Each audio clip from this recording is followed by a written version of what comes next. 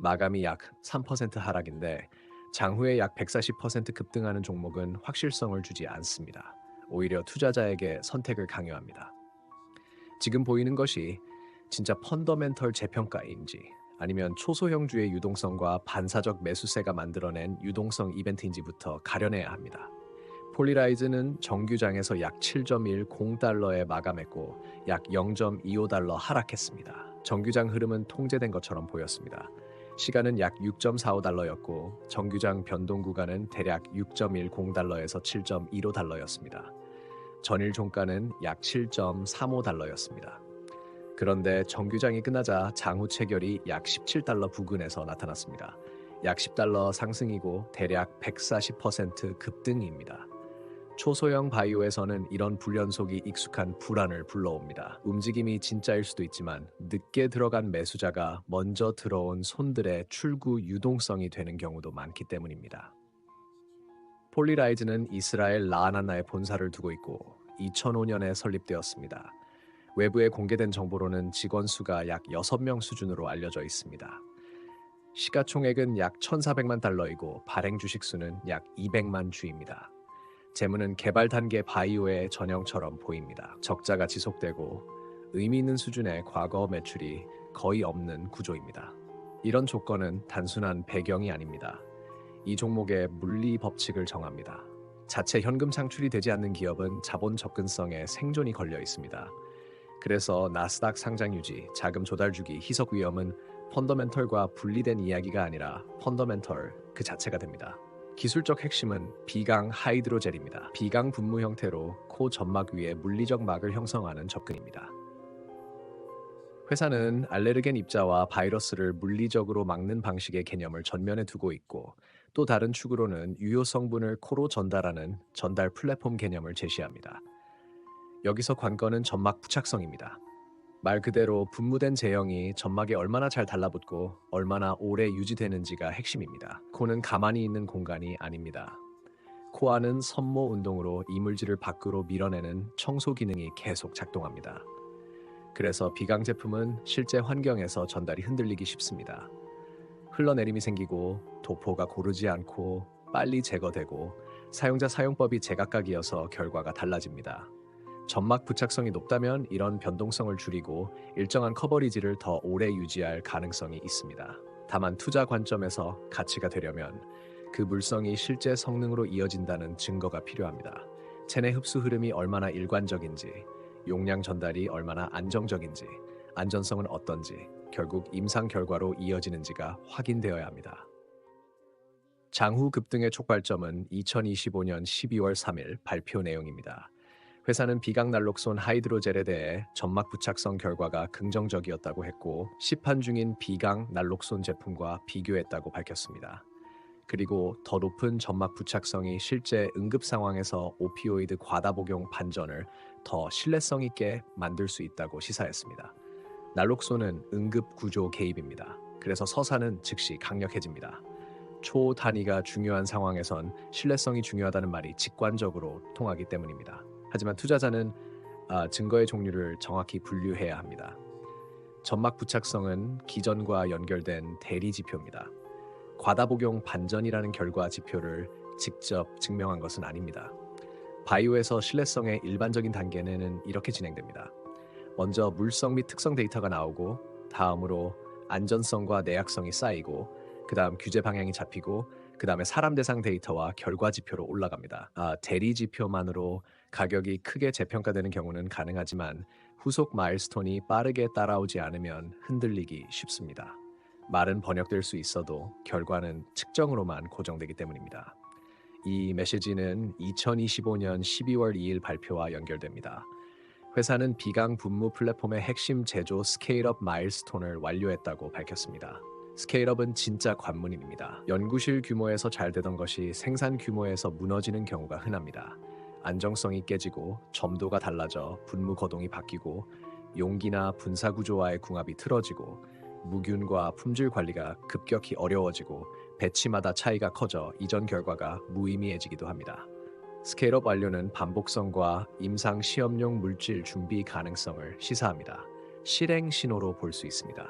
12월 2일과 12월 3일을 함께 보면 회사가 전달하려는 메시지는 일관됩니다. 우리는 규모 있게 만들 수 있고 핵심 물성은 시판 제품과 비교해도 경쟁력 있게 보인다는 주장입니다.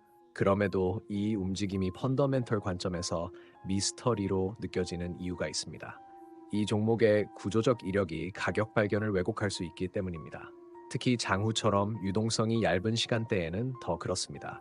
2025년 4월 11일 회사는 2025년 4월 8일자로 나스닥으로부터 최소 호가 요건 미충족 통지를 받았다고 공개했습니다. 통상 이런 통지를 받으면 정상적인 경로는 두 가지입니다. 하나는 수요가 자연스럽게 회복되어 주가가 올라가고 일정 기간 유지되는 방식입니다.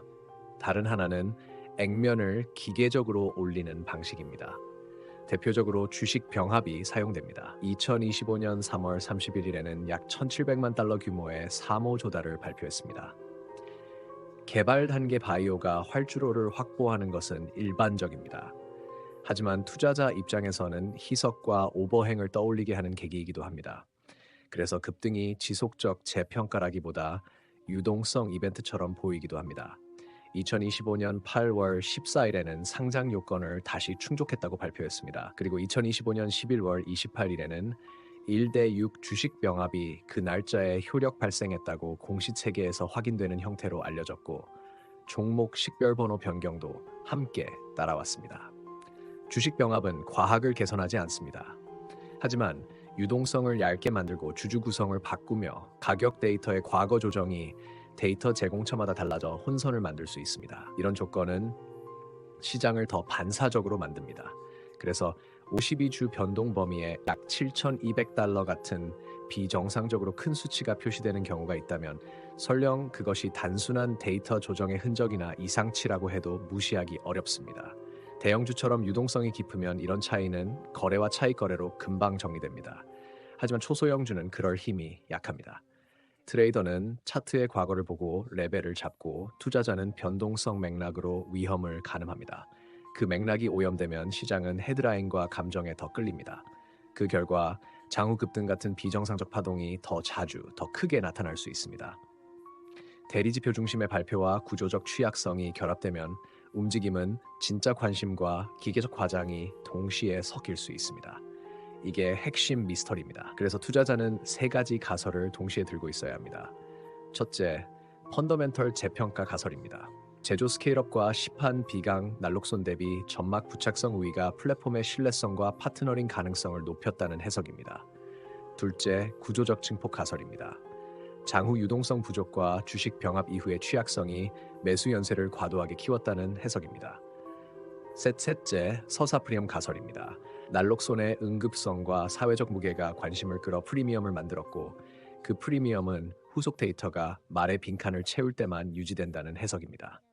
실전적으로는 정규장 지도에 기준을 두는 것이 안전합니다. 정규장 고점인 약 7.15달러는 첫 번째 확인선입니다. 지속적 재평가는 보통 정규장에서 이전 고점을 회복하고 지지한 뒤에 박스권을 만들며 기반을 쌓습니다. 약 7.00달러는 심리적 기준점입니다.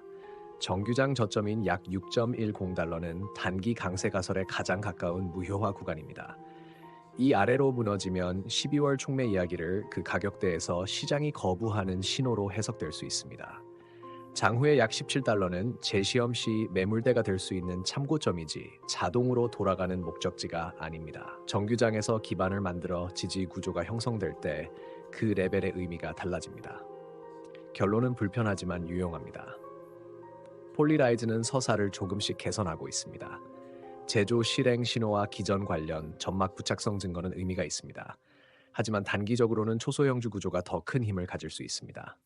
개발 단계 기업의 현금 필요, 2025년 4월 11일 공개된 최소 호가 요건 압박과의 2025년 3월 31일 발표된 약 1,700만 달러 조달, 2025년 8월 14일의 요건 회복 발표, 2025년 11월 28일 효력의 일대, 6 주식 병합 같은 요소가 겹치면 장후의 확신은 증거보다 먼저 나타날 수 있습니다. 단기관에서는 변동성 종목으로 취급하는 것이 합리적입니다. 정규장에서 약 7.15달러 위로의 확인, 약 7.00달러 방어, 약 6.10달러를 기준으로 한 위험 제한이 핵심입니다. 중기 관점에서는 점막 부착성과 스케일업이 규제 방향과 임상 실행으로 연결되는 후속 마일스톤을 요구해야 합니다. 장기 관점에선 반복적 희석 없이 플랫폼 검증을 쌓아 파트너십이나 상업화 경로를 확보할 수 있는지가 전부입니다. 정규장은 의심을 속삭였고 장훈은 확신을 외쳤습니다. 유동성이 돌아오고 더 단단한 증거가 등장할 때 어느 목소리가 살아남는지가 진짜 관전 포인트입니다. 영상 후반에 한 가지 부탁을 드립니다.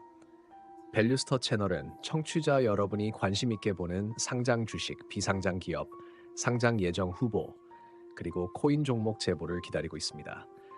댓글로 종목명과 함께 어떤 지점이 수상했는지, 무엇이 궁금한지, 어떤 자료를 확인해 달라는지까지 구체적으로 남겨주시면 다음 이야기 선정에 큰 도움이 됩니다.